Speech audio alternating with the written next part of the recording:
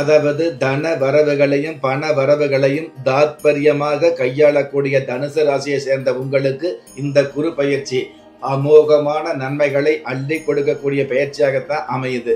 எந்த ஒரு முயற்சி எடுத்தாலும் அந்த முயற்சிக்கு வெண்ண திரண்டு வரும் பொழுது தாலி உடைஞ்ச மாதிரி கடைசி நேரத்துல அந்த முயற்சிக்கு கிடைக்க வேண்டிய நன்மைகள் கை நழுவி போகக்கூடிய அமைப்பு கடந்த காலங்கள் இருந்தது.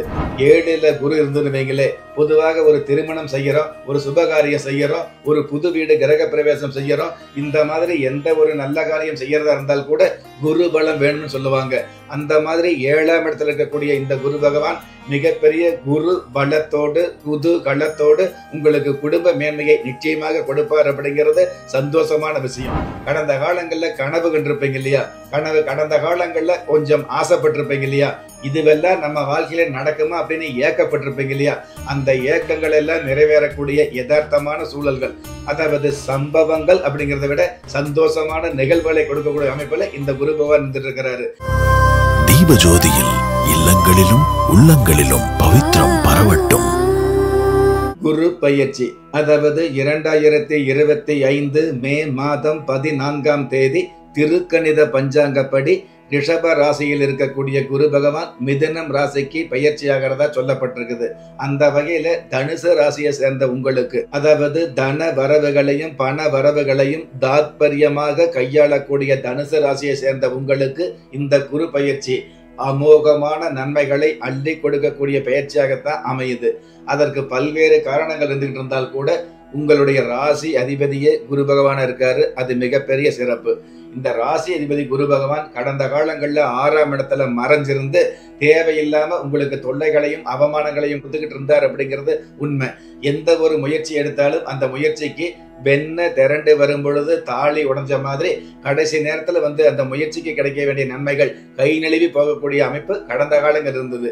ஆனால் இந்த குரு பயிற்சி உங்களுடைய ஜென்ம ராசிக்கு 7ஆம் இடத்துல, அதாவது சப்தம ஸ்தானத்துக்கு குரு பகவான் பயிற்சி ஆகிறதுனால சப்தமில்லாத வெற்றிகளை மொத்தமாக நித்தமும் கொடுக்கக்கூடிய அமைப்புல இந்த குரு பயிற்சி அமைங்கிறது குதூகலமான சந்தோஷமான விஷயம். உங்களுடைய ராசி அதிபதியாகவே குரு பகவானா இருக்கிறதுனால இந்த குரு பகவானுக்கு உண்டான சிறப்புகள் இருக்கும் இல்லையா, அதாவது சாஸ்திர ரீதியாக ஒவ்வொரு கிரகங்களுக்கும் ஒவ்வொரு விதமான சிறப்புகள் இருந்துகிட்டு இருக்கும்.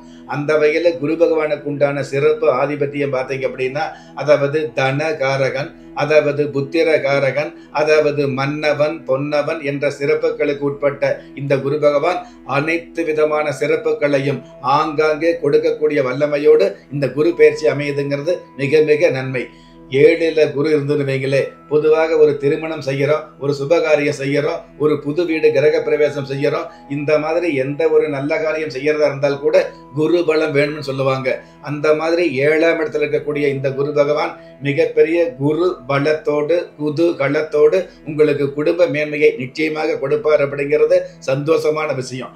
அதற்கு மேல இந்த குரு பகவான் தான் இருக்கிற இடத்தை விட பார்க்கிற இடத்திற்கு பாக்கியங்களை அதிகமாக கொடுப்பார் அப்படிங்கிற சாஸ்திர விதிகளுக்கு உட்பட்டு இந்த குரு பகவான் தன்னுடைய 7ஆம் பார்வையாக உங்களுடைய ஜென்ம ராசியவே பார்க்கிறாரு.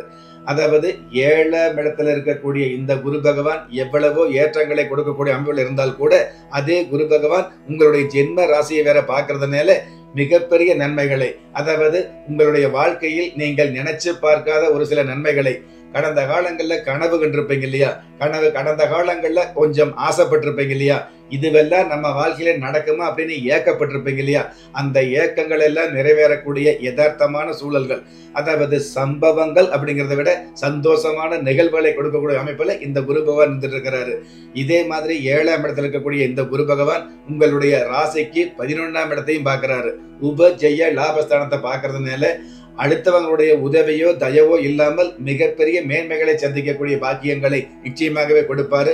இந்த கூட்டு தொழில் இருப்பீங்க இல்லையா, ஒன்றுக்கும் மேற்பட்ட நபர்கள் சேர்ந்து கூட்டு தொழில் செய்யறவங்க சமாதானமான வகையில சண்டை இல்லாம பிரிஞ்சு தனித்தனியே தொழில் செய்து அதுல தனித்து நின்று ஜெயித்து காட்டக்கூடிய பக்குவங்களை மிகப்பெரிய பாக்கியங்களோடு கொடுக்கக்கூடிய அமைப்புல இந்த குரு பகவான் இருக்கிறாரு.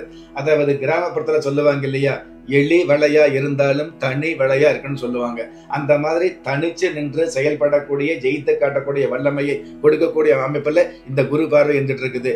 இதே குரு பகவான் 3ஆம் இடத்தையும் பார்க்கறதுனால, உங்களுடைய ராசிக்கு 3ஆம் இடத்தை பார்க்கறதுனால பொதுவாகவே சிந்திச்சு செயல்பட்டால் நல்லதுன்னு சொல்லுவாங்க.